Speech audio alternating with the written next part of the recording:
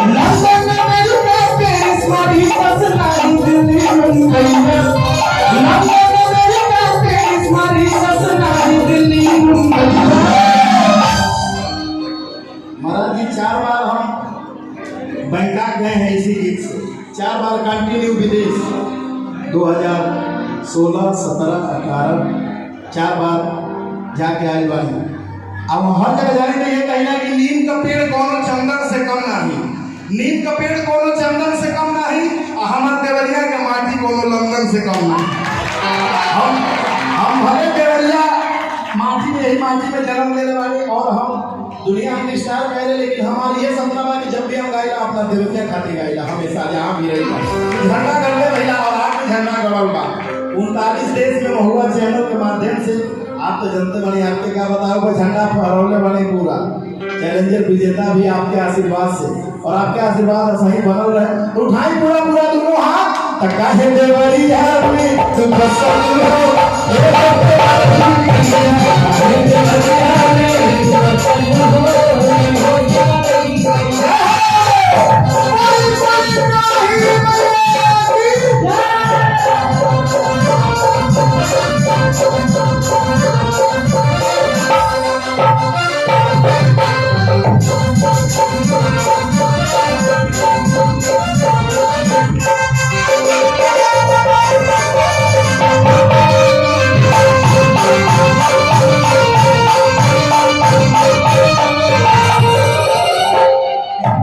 भदरी में जल पामाई के नाम बड़ा बिखरा,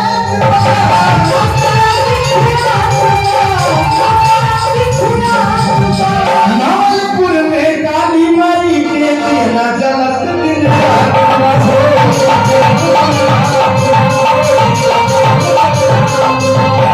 गोरिया जरमने और मलेशिया भूल गई काहे रहिया, गोरिया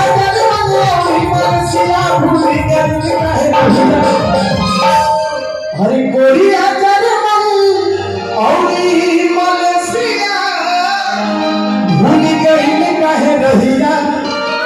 प्रेम से बोलिए सच्चे दरबार की, काहे देवरिया में तू बसल हो,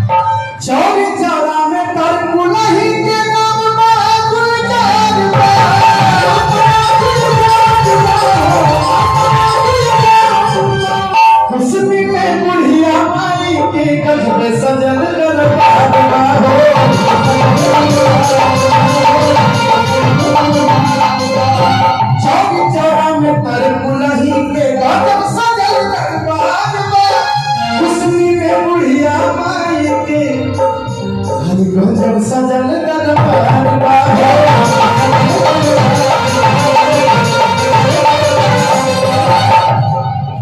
राकेश तिवारी जमाने मंगलवा कोई हनु भर पैया, राकेश तिवारी जमाने मंगलवा कोई हनु भर पैया।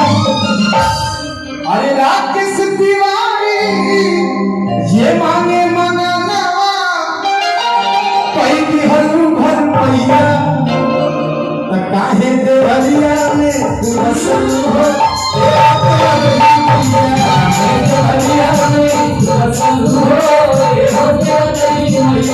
काहे देवरिया में तू बसल हो, काहे देवरिया में तू बसल हो।